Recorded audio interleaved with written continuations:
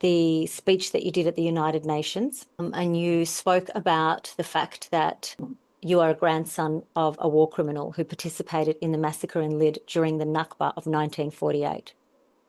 What a powerful reckoning.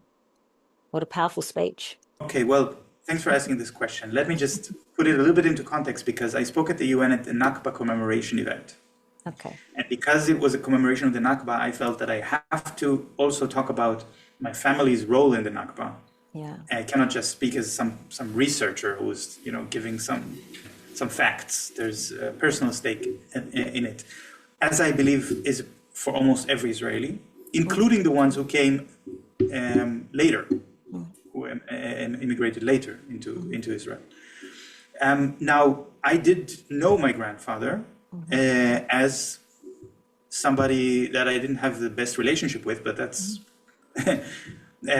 But I didn't know much except that he was a fighter, and as a kid, I thought a war hero, even, because that's how kids think of these things. And that's, I knew he was a part of the paramilitary troop that was called the Palmach, and part of the Haganah, like the elite force of the Haganah. So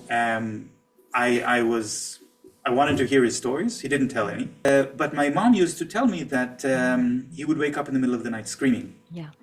And she explained it, that there was one particular battle that was very rough, close to Jerusalem, that he didn't participate in because he was sick, and almost all of his friends were killed in that battle.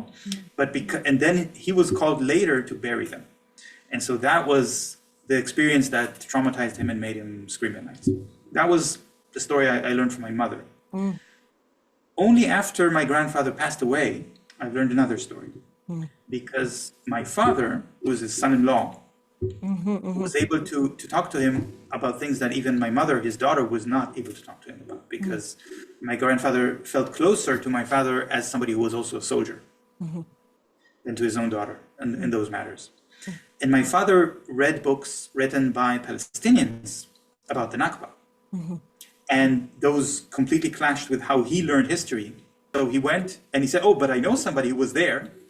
I'll go and speak to my father-in-law. And he said, like, look, they're describing that what happened in Lyd.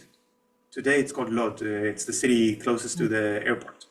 And this is where this massacre happened. But of course, this massacre is not taught in schools in Israel. My father only learned about it by reading a book written by a Palestinian. And then my grandfather told him, yes, this is absolutely correct. This is what we did.